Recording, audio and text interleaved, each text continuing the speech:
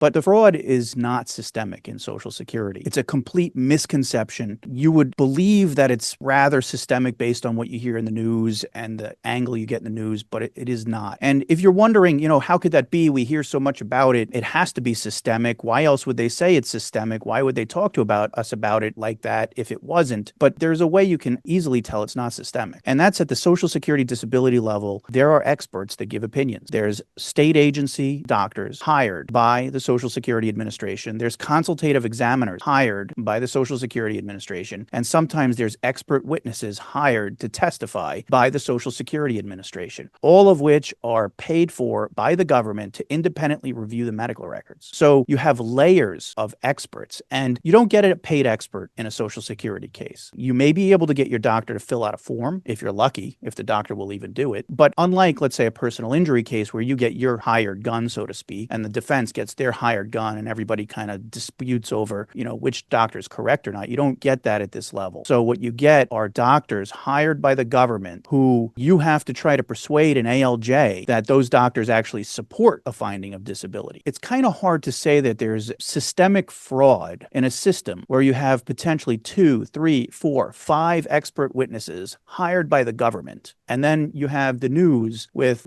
politicians saying how much fraud there is in the system, but they don't tell you about how many expert witnesses they hire to review a case before it's approved. You can't possibly, it's just illogical to think you could have that many expert witnesses on a case. But systemic fraud all across the country, it doesn't happen.